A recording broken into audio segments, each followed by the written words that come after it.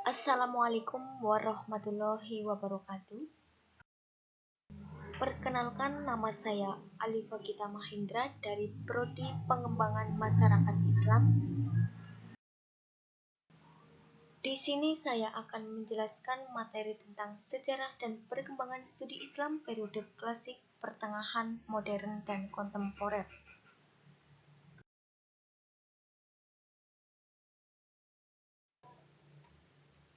Yang pertama, sejarah dan perkembangan studi Islam periode klasik pada abad 650 sampai 1800 Masehi.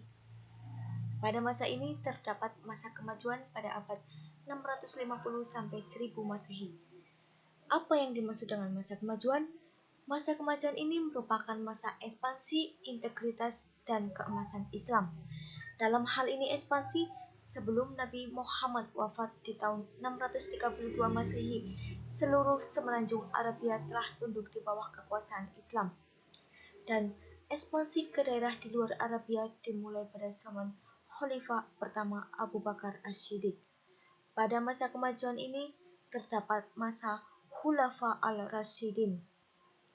Pada masa Khulafa al-Rasyidin terjadi beberapa hal.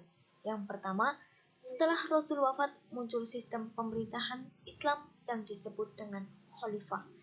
Yang kedua, kemajuan dari aspek perluasan kekuasaan dan dakwah serta aspek peradaban Islam. Yang ketiga, sistem pemilihan Abu Bakar dipilih melalui musyawarah, Umar bin Khattab melalui wasiat Abu Bakar, Utsman bin Affan melalui 6 orang musyawarah, dan Ali bin Abi Thalib dipilih langsung oleh masyarakat. Yang kedua, masa dinasti Umayyah dan Abbasiyah. Pada masa ini, sistem pemerintahan tidak lagi berbentuk khalifah, tetapi berbentuk kerajaan. Yang kedua, kekuasaan diwariskan secara turun-temurun. Yang ketiga, demokratis berubah menjadi kerajaan turun-temurun. Kerajaan yang populer pada masa Umayyah bin Abbasiyah. Yang pertama, Khalifah Bani Umayyah, dan yang kedua, Khalifah Bani Abbas.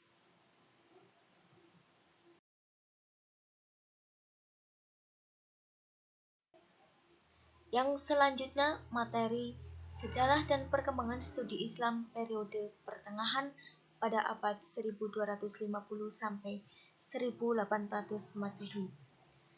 Masa ini merupakan masa awal kemunduran bagi umat Islam setelah mampu membentuk dan mengembangkan kebudayaan Islam hingga membawa peradaban yang tinggi dan mengalami kejayaan di bawah pemerintahan Abbasiyah.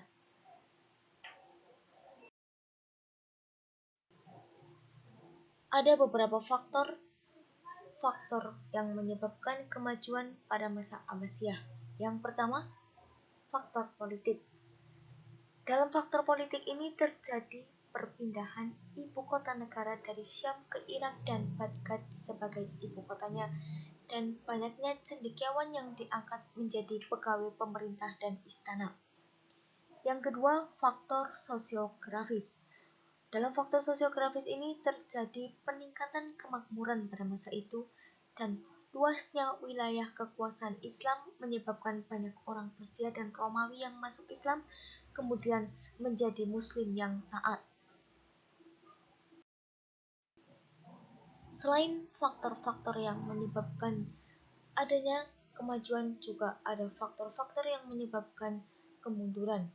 Yang pertama karena faktor konflik agama, yang kedua persaingan antar bangsa, yang ketiga perebutan kekuasaan di kalangan istana.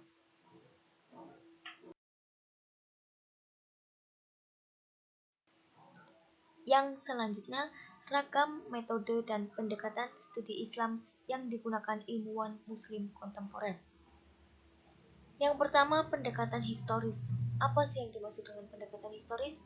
Pendekatan historis ini digunakan untuk mempelajari bentuk-bentuk dasar masa lalu. Yang kedua, pendekatan studi perbandingan. Apa yang dimaksud dengan pendekatan studi perbandingan? Pendekatan perbandingan ini digunakan untuk melihat kesejaran dan perbedaan agama. Yang ketiga, pendekatan normatif. Pendekatan normatif adalah studi yang digunakan untuk melihat Islam atau agama lain berdasarkan teks yang sudah tertulis dalam kitab suci masing-masing.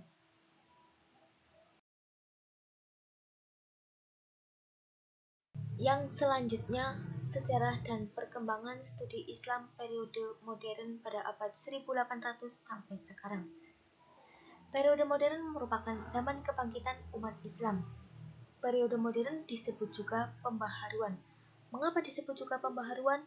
Karena merupakan zaman kebangkitan dan kesadaran umat Islam terhadap kelemahan dirinya dan adanya untuk memperoleh kemajuan dalam berbagai bidang, terutama dalam bidang pengetahuan dan teknologi. Secara garis besar, terjadi 3 pola pemikiran pembaharuan pendidikan Islam, yaitu yang pertama, pola pembaharuan pendidikan Islam yang berorientasi pada pendidikan modern di Barat. Yang kedua, pola pembaharuan yang berorientasi pada sumber Islam yang murni.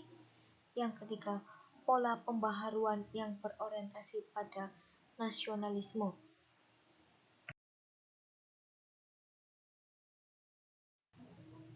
Terima kasih. Wassalamualaikum warahmatullahi wabarakatuh.